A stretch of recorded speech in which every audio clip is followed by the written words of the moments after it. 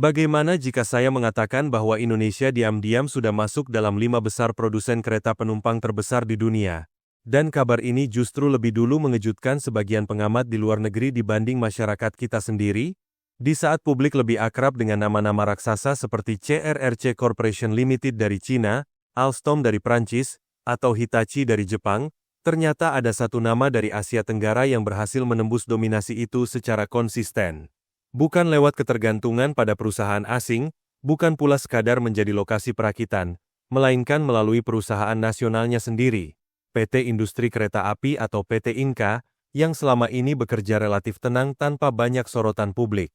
Selama bertahun-tahun, ketika berbicara tentang industri perkeretaapian global, imajinasi kita hampir selalu diarahkan pada negara-negara dengan reputasi teknologi tinggi dan sejarah industrialisasi panjang.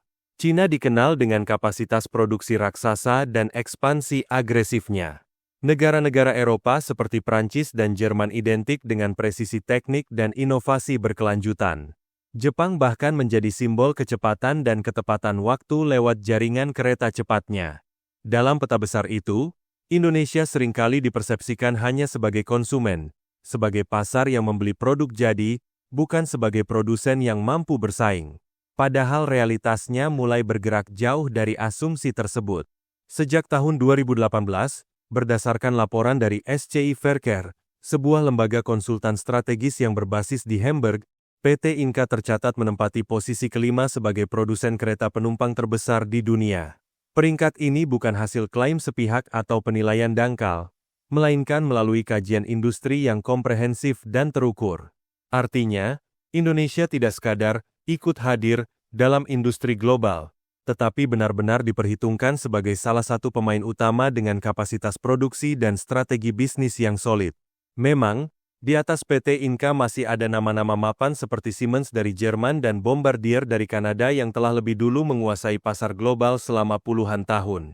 Namun fakta bahwa perusahaan Indonesia bisa berdiri tepat di bawah jajaran elit tersebut menunjukkan perubahan signifikan dalam peta persaingan. Ini bukan lagi soal mimpi mengejar ketertinggalan, tetapi soal membuktikan bahwa Indonesia sudah berada dalam barisan yang sama dengan negara-negara industri maju. Yang menarik, kekuatan PT Inka tidak semata-mata terletak pada kecanggihan teknologi ekstrim seperti kereta super cepat yang melaju di atas 300 km per jam. Indonesia memang belum fokus di segmen itu.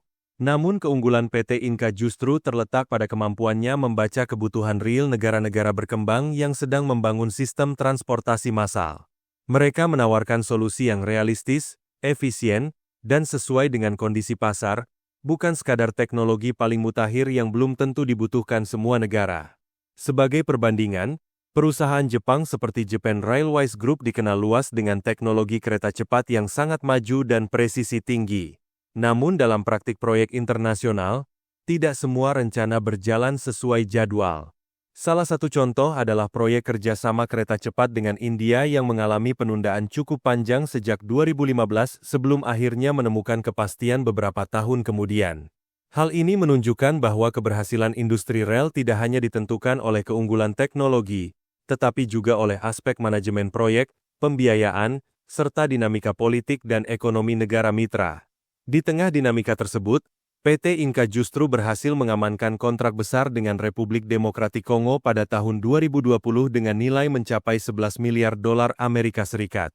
Angka ini sangat signifikan, bukan hanya secara nominal, tetapi juga dari sisi skala proyek dan dampaknya terhadap posisi Indonesia di mata dunia. Kontrak tersebut mencakup penyediaan sarana perkeretaapian sekaligus pengembangan sistem transportasi yang terintegrasi dalam jangka panjang, menunjukkan tingkat kepercayaan tinggi dari negara mitra terhadap kemampuan perusahaan Indonesia. Dalam persaingan global, salah satu faktor paling menentukan seringkali bukan kualitas produk semata, melainkan skema pembiayaan. Perusahaan-perusahaan Cina, misalnya, kerap datang dengan dukungan lembaga keuangan besar seperti China Development Bank yang memungkinkan mereka menawarkan paket lengkap, produk sekaligus pinjaman untuk membiayai proyek tersebut.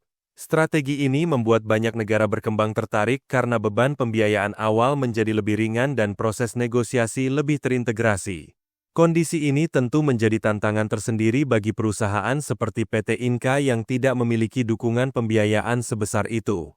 Dalam beberapa kasus internasional, termasuk proyek di Sri Lanka, faktor finansial membuat kompetisi terasa tidak sepenuhnya seimbang. Namun alih-alih menyerah pada keadaan, PT Inka memilih jalur strategi yang berbeda dan lebih berorientasi jangka panjang, yakni membangun kemitraan industri yang saling menguntungkan. Salah satu pendekatan yang ditempuh adalah membangun fasilitas produksi di negara mitra. Dengan strategi ini, PT Inka tidak hanya menjual kereta sebagai produk akhir, tetapi juga mentransfer teknologi, melatih tenaga kerja lokal, dan menciptakan nilai tambah di negara tujuan. Pendekatan ini memperkuat hubungan bilateral dan menciptakan ketergantungan positif yang berkelanjutan, karena negara mitra memiliki kepentingan langsung terhadap keberlangsungan industri tersebut. Langkah tersebut semakin kuat dengan adanya kerjasama strategis bersama Stadler Rail dari Swiss. Kolaborasi ini membuka akses terhadap teknologi yang lebih maju, jaringan pasar internasional yang lebih luas, serta kemungkinan dukungan pembiayaan tambahan. Dukungan dari perusahaan Eropa ini menjadi sinyal kuat bahwa PT Inka tidak hanya diakui di dalam negeri, tetapi juga mendapatkan kepercayaan dari pemain global yang reputasinya sudah teruji. Di dalam negeri, penguatan kapasitas produksi terus dilakukan. Fasilitas utama di Madiun yang telah lama menjadi pusat manufaktur berbagai jenis kereta kini didukung oleh pengembangan pabrik baru di Banyuwangi dengan luas mencapai 85 hektar. Ekspansi ini bukan sekadar simbol pertumbuhan, tetapi bukti nyata komitmen untuk meningkatkan volume produksi dan memenuhi permintaan pasar internasional yang terus berkembang. Dengan kapasitas yang semakin besar, peluang ekspansi ke kawasan Afrika dan Amerika Latin menjadi semakin terbuka. Kedua wilayah ini masih membutuhkan pembangunan infrastruktur transportasi dalam skala besar dan berkelanjutan. Dalam konteks tersebut, PT Inka memiliki keunggulan sebagai penyedia solusi yang kompetitif dari sisi harga, namun tetap fleksibel dalam menyesuaikan desain dan spesifikasi sesuai kebutuhan lokal. Meski begitu, tantangan ke depan tetap ada, terutama dalam pengembangan kereta berkecepatan tinggi. Saat ini Indonesia memang belum menjadi pemain utama di segmen tersebut. Namun melihat tren pertumbuhan, peningkatan pengalaman proyek internasional, serta dukungan mitra teknologi, bukan tidak mungkin dalam beberapa tahun mendatang Indonesia mampu mengembangkan kereta cepat secara mandiri. Apabila capaian itu berhasil diraih, posisi PT Inka di pasar global akan semakin kokoh. Perusahaan ini tidak lagi hanya dikenal sebagai produsen kereta komuter dan regional, tetapi juga sebagai kompetitor di segmen yang selama ini didominasi oleh negara-negara tertentu dengan reputasi teknologi tinggi. Ini adalah pencapaian besar dan kita patut mensyukurinya.